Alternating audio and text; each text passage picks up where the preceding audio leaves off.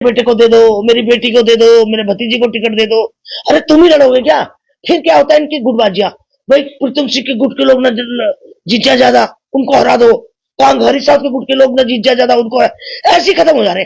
अरे पहले जीतो तो सही, पहले 35 सीट लाओ तो सही। सीएम तो डिसाइड जिसकी किस्मत में होगा। ये जो गलतियां करते हैं, ये गलती इस बार दोहरानी चाहिए कांग्रेस को।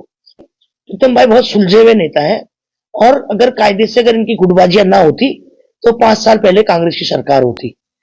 मगर कभी कभी मैं सोचती हूँ कि हरदा जिसके कंधे पे हाथ रखते वो खत्म हो जाता है। हरीश सिंह, आज आपने प्रेस कॉन्फ्रेंस किया, रुड़की पहुंचे आप। प्रदेश की राजनीति भी गर्म है। हरीश रावत जी का एक बयान आया है कि प्रीतम सिंह को कमान दे देनी चाहिए, क्या कहना चाहेंगे? मैं हरीश रावत जी से सहमत हूँ, और मगर मैं हरदा को जानती हूँ। मैं जब 19 साल की थी, और मैं 35-40 साल से जानती हूँ। हरदा का जितना दिमाग ऊपर है ना, उससे डबल दिमाग पेट में है। तो हरदा जिसके कंधे पे हाथ रखते वो खत्म। तो हाँ, ये जरूर है कि अभी 10 साल से बाहर है, हो सकता है इस समय वो ऐसी गलती ना करे, और 10 साल से सरकार में नहीं है, हालत बहुत खराब है। तो इसलिए अगर इस बार कांग्रेस नहीं आई तो उत्तर प्रदेश जैसा हाल हो जाएगा। तो इसलिए एकजुट करने का प्रयास कर रहे हैं। हाँ, जहां तक कमान देने की बात करें, अध्यक्ष तो डिसाइड हो गया भाई, 6 महीने पहले ही डिसाइड हो गया कांग्रेस का। वो डिक्लेयर इसलिए नहीं कर रहे, चाहे वो प्रीतम सिंह हो, चाहे हरीश रावत हो, चाहे गणेश भाई हो कोई भी हो, कि भाई अभी चुनावी मोड में जब लोग आएंगे तब डिक्लेयर, क्योंकि अभी गुटबाजियां हो जाएंगी। और वैसे भी उत्तराखंड में कांग्रेस का अध्यक्ष वो बनेगा, देखिए, जिसके गुट ना हो। आज हाईकमान को पता है कि भाई कांग्रेस में कितने गुट रहे हैं, तो फिर ये चुनाव के टाइम पे वही करेंगे। तो इसलिए मुझे जहां तक लगता है कि हरदा सबको इकट्ठा कर रहे हैं, मगर कभी कभी मैं सोचती हूँ कि हरदा जिसके कंधे पे हाथ रखते वो खत्म हो जाता है। हरीश सिंह रावत जी भी बहुत एक्टिव नजर आ रहे हैं प्रदेश की राजनीति में, बड़े बड़े आंदोलन में भी दिखाई दे रहे हैं, क्या कहना चाहिए? हरक सिंह ने बहुत बड़ी गलती करी। देखो, पर्सनल लाइफ में तुम कितनी गलतियां कर दो, वो तो घर के अंदर की बात है, मगर वही चीज जो पर्सनल लाइफ में, वही उन्होंने राजनीतिक लाइफ में किया। तो राजनीति उनको, कांग्रेस को सरकार नहीं गिरानी चाहिए थी। और अगर आज वो कांग्रेस नहीं छोड़ के जाते तो वो मुख्यमंत्री का दावेदार था, वो इतना स्ट्रॉन्ग लीडर था, और इतने युवाओं में पकड़ थी। और आज क्या है कि आज वो एक कैबिनेट मंत्री बन सकता है, वो अध्यक्ष नहीं बन सकता, न वो मुख्यमंत्री का बनेगा कभी। क्यों? क्योंकि उसमें एक ठप्पा लग गया। जिस तरह से कोई लड़की घर छोड़ के भाग जाती है, चली जाती, फिर दोबारा वापस आती, मुझसे गलती होगी जी, मुझसे गलती होगी, वही हाल है। तो आज युवा पसंद करते हैं, नो डाउट। हरीश रावत अच्छा लीडर भी है, बोल्ड भी है, और मगर उसमें एक ठप्पा जो लग गया ना, कहते काजल की कोठरी में कितनों ही सयानो जाए, एक लीक काजल की लागी है पे लागी है, वो हालत है। तो अब वो ठप्पा हाईकमान के पास है, तो उसको सीएम नहीं बनाएंगे। हाँ, कैबिनेट मंत्री बन सकता है, वो सरकार लाने का दम रख सकता है। और जहां तक नहीं, प्रीतम भाई बहुत सुलझे हुए नेता है, और अगर कायदे से अगर इनकी गुटबाजियां ना होती तो 5 साल पहले कांग्रेस की सरकार होती।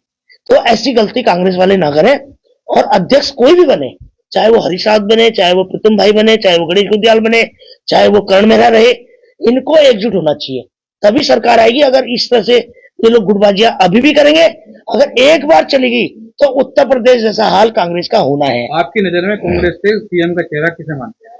देखिए, अभी सीएम नहीं, अब पहले सीट तो लाओ, पहले एकजुट तो हो। अभी कैंडिडेट क्या करते हैं लोग, कांग्रेस, मेरे बेटे को दे दो, मेरी बेटी को दे दो, मेरे भतीजे को टिकट दे दो। अरे तुम ही लड़ोगे क्या?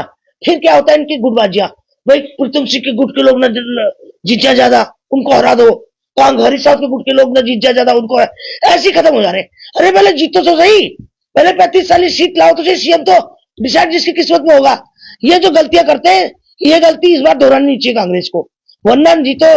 उत्तर प्रदेश में कांग्रेस का ग्राफ बढ़ रहा है, पूरे देश में कांग्रेस का ग्राफ बढ़ रहा है, और 100% उत्तराखंड में भी कांग्रेस एंटी बीजेपी वोट मिलेगा, क्योंकि बीजेपी से बहुत लोग नाराज हैं। कल प्रधानमंत्री जी आए थे, उत्तराखंड में आई आपदा को लेकर भी दे गए हैं, उन चीजों को लेकर क्या? देखो, पैकेज तो मुख्यमंत्री जी ने मांगा 5700 करोड़ रुपए का, वो मांगा, बहुत ज्यादा मांगा, और आधा तो देना चाहिए था प्रधानमंत्री जी को। मैं कहती हूँ 1200 करोड़ भी दिया ना, अगर वो भी सही इस्तेमाल हो जाए, जिनके घर टूटे हैं उनको 50-50 लाख रुपए मिल जाए, तो वो सही नहीं बटेगा। अगर उसकी भी कमीशन ना खाए ये तो ऐसे लोग हैं, मरो का भी खा लेंगे, ये मरो का भी खा लेंगे, बहुत बुरी बात है। मतलब इसलिए जो आपदा में पैसा है उसका कर सही वितरण होना चाहिए।